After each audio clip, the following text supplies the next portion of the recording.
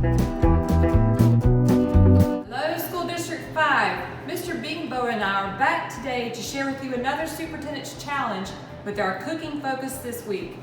Mr. Bingbo, our students love Smart Mouth pizzas. Are you giving us a secret on those today, how to make a Smart Mouth pizza?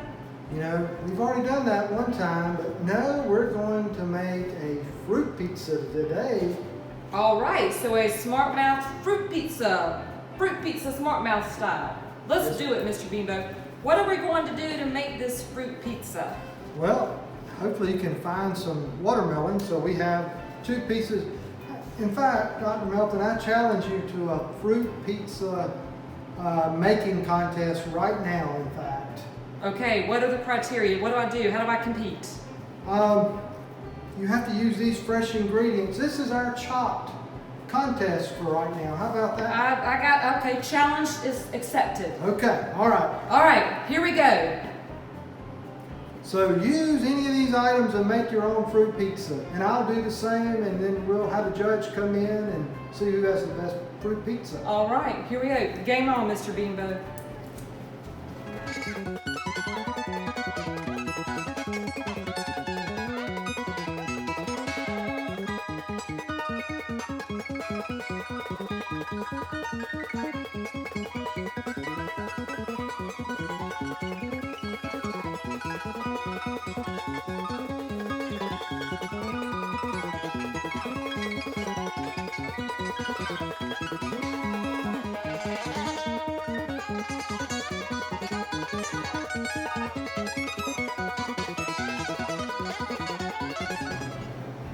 We're back.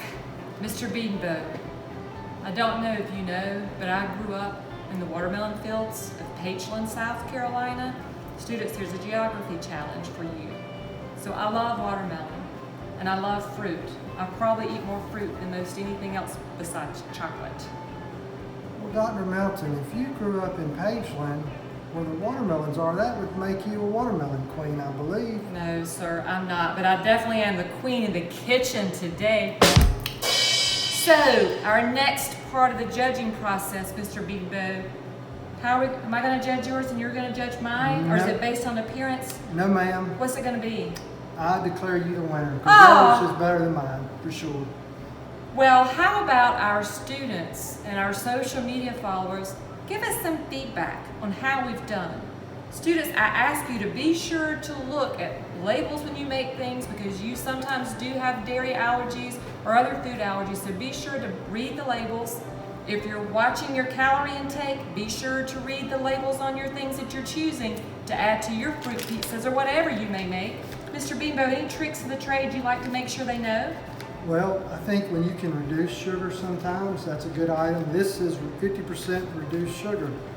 That's a very good source of vitamins. You know, I keep waiting on Dr. Melton to cut her pizza, but while she's cutting it, you know, apples, she's going to talk about apples, and we have oranges, and there's all kind of fresh fruits that we put in your bags that you pick up on Monday. So please use those items in your diet, and it'll make you healthy. So I've quartered my pizza, which is a math skill. I've got 4 nearly equal pieces. Then maybe I need to make a little bit smaller to make it more bite-sized. But Mr. Bingbo, I love the idea of making fruit pizza in the kitchen for the Superintendent's Challenge this week. Students and staff, don't forget to tag us with whatever you're making. And if nothing else, the things that we're putting in our meals that are distributed every Monday, we have lots of fruit. Every week there's at least 5 pieces of fruit in your bag.